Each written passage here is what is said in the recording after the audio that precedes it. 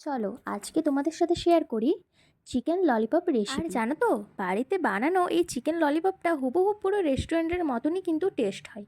তো চলো কিভাবে বানাতে হয় তোমাদের সাথে শেয়ার করি।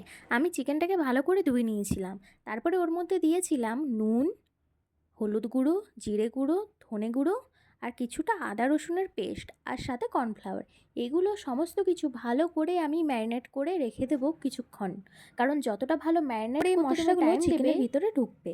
তো চলো এখানে রেস্ট হোক, তারপরে আমি এর সমস্ত সরঞ্জামগুলো রেডি করি। বেশি কিছু না, এখানে নিয়েছিলাম পেঁয়াজ কুচি, রসুন কুচি আর আদা রসুনের পেস্ট। মিনিমাম আধা ঘন্টার মতন চিকেনটা আমার ম্যারিনেট করা কমপ্লিট।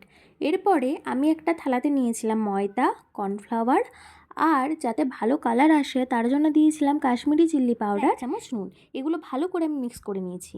দেন তারপরে কিন্তু একটা পাত্রে আমি ঠান্ডা জল রেখেছি, আর এই চিকেনগুলো এক একটা করে ময়দার এখানে কোটিং করছি, আবার এই ঠান্ডা জলে ডুবোচ্ছি, আবার কোটিং করছি। এরকম করে কিন্তু ডবল কোটিং করে আমি সবগুলো রেডি করে নিয়েছিলাম। তারপরে আমি এদিকে এক একটা করে গরম তেলে এগুলো ছাড়তে শুরু করলাম, আর তারপরে এরকম করে আমি সবগুলো কিন্তু ভেজে নিয়েছিলাম। এদিকে ততক্ষণ আমি চিকেন ললিপপের সস রেডি করেছিলাম। ছিল টমেটো কেচাপ, সেজুয়ান সস আর সোয়া সস। এই 3টে সস আমি ভালো করে মিক্স করে নিয়েছিলাম।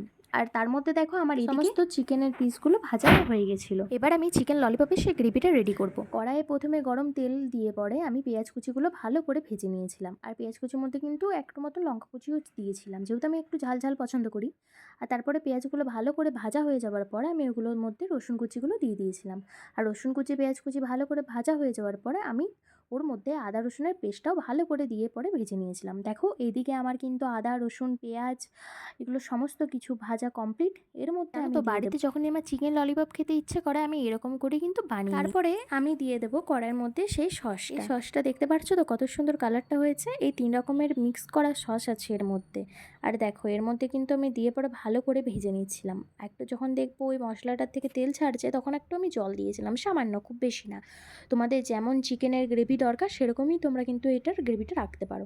আর তার মধ্যে দিয়েছিলাম স্বাদ ব্যালেন্স করার জন্য সামান্য পরিমাণে চিনি আর 2 চামচ নুন। কারা কারা আমার মতো এরকম বাড়িতে বানিয়ে চিকেন ললিপপ খেয়েছো প্লিজ কিন্তু কমেন্ট করে জানাবে। আর আমার এরকম রান্নার রেসিপি দেখতে তোমাদের কেমন লাগছে সেটাও কিন্তু জানাতে ভুলো না। তো দেখো এর মধ্যে কিন্তু গ্রেভিটা ভালো ছিল। তারপরে দেন আমি সমস্ত ভেজে রাখা চিকেনগুলোকে দিয়ে দিয়েছিলাম। আর এই চিকেন ললিপপ করার জন্য যে ললিপপেরই পিস দরকার সেরকম কিন্তু না। দেখো কত সুন্দর কালার এসছে না, লাগছে না পুরো রেস্টুরেন্টের মতনই। কিন্তু এরকম করে বাড়িতে ট্রাই করতে পারো, খেতে কিন্তু খুব টেস্টি হয়েছিল।